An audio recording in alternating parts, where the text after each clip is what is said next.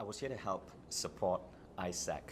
I was asked to give a 15-minute keynote to the incredible youth in that room today on how to think about their life, how to think about the impact they're going to have in the world after they leave AIESEC. Basically, in a nutshell, the keynote was about how to not make AIESEC your peak, but how to make AIESEC just a stepping stone towards an even greater life and impact that you're going to have in the world. How to find that impact, how to make it bigger, what should you expect to find, to stumble upon, what walls you might hit along the journey, what to keep in mind so that you don't become one-dimensional, successful in one metric, but you become a well-rounded human being, successful in multiple metrics, from health to your love relationships, to your sense of self, but also primarily to have a greater impact on the planet by creating companies or taking on jobs that have meaning and are doing good things for humanity. So that was why I was here, I guess in a way to help remind AIESEC of its own inherent greatness. The planet's going through an exponential shift in terms of new technologies, new ways society is organized. If you go back 2 generations ago, let's take my parents, for example. They were born in the post-World War II generation. Back then, you became an entrepreneur for survival. No matter where you were in the world, you were rebuilding, you were survival, you were creating a way to just help your family survive. Today in the world, we have less wars, less disease, lifespans are approaching 150 years, and survival is no longer the issue. Today, it's helping heal the planet and make the planet better. And I think the unique opportunity that this generation has is to work on meaningful jobs to fix that, not to create companies that create artificial demand for goods and products that we don't really need, whether it's fast food or junk, but to actually create companies, models that can help heal the planet. So this generation is equipped to come into its career at a very unique time in human society. First, the planet is bursting at the seams. And so there are so many things to fix. But second, we are coming into the planet at an era where we're about to hit an exponential rise in technologies.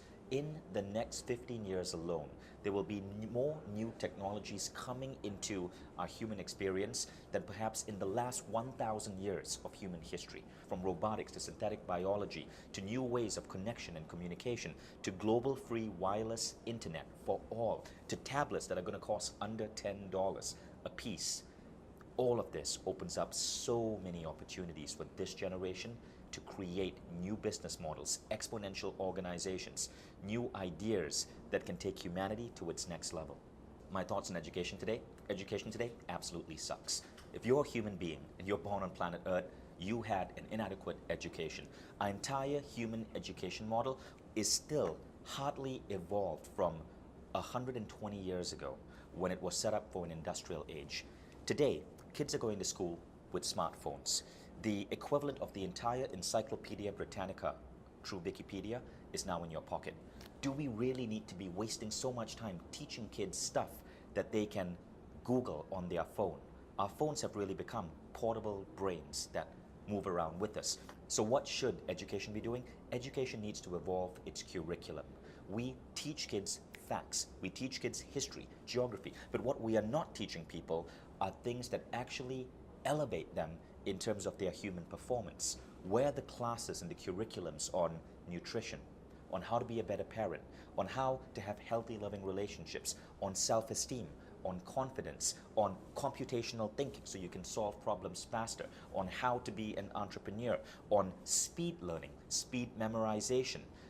These are skills that are not in today's curriculum, but they should be, because these are skills that help us go from humanity 1.0 to humanity 2.0. I think it's incredible and wonderful that AIESEC has a 5-year plan. 5-year plans help give you a sense of direction so you know where your organization is heading.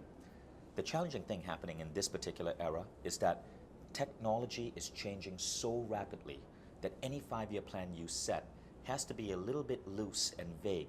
It must give direction, but it's hard to create concrete steps because of the progression of technology. So you got to have a 5-year plan that gives you direction, yes, that helps establish your values, gives you meanings.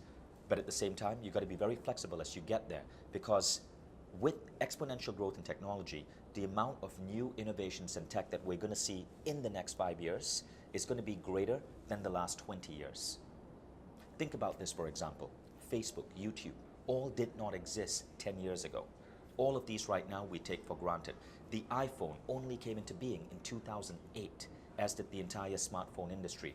Things are changing so fast. You can set a 5-year plan, but you got to be on the ball to make sure that you're innovating rapidly within this plan, as technology and the way human society works is changing at a pace that is incredible and almost incomprehensible to average human minds.